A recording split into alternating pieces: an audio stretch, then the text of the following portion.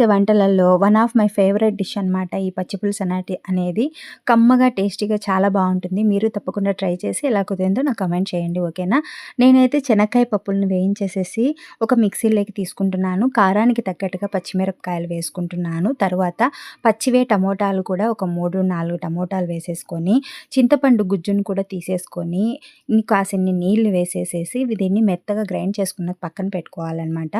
తర్వాత స్టవ్ మీద బాండి పెట్టేసి ఆయిల్ వేసి, ఆవాలు, ధనియాలు, జీలకర్ర, ఒట్టిమిరపకాయలు వేసి చిటపటలాడిన తర్వాత ఎర్రగడ్డ ముక్కలు సన్నగా తరిగి పెట్టుకున్నటివి, అలాగే ఇందులోకి కరివేపాకు కూడా వేసేసేసి వీటిని కాసంత కలర్ చేంజ్ అయ్యేంత వరకు వేయించుకున్న తర్వాత ముందుగా పేస్ట్ చేసి పెట్టుకున్న మిశ్రమాన్ని కూడా వేసేసేసి కొంచెం నీళ్లు కూడా వేసి ఇందులో తగినంత ఉప్పు కూడా వేసి రుచికి తగ్గట్టుగా కొంచెం బెల్లం కూడా వేసేసుకొని బాగా ఉడికించుకొని దించుకుంటే భలే ఉంటుందండి. మీరు తప్పకుండా ట్రై చేయండి.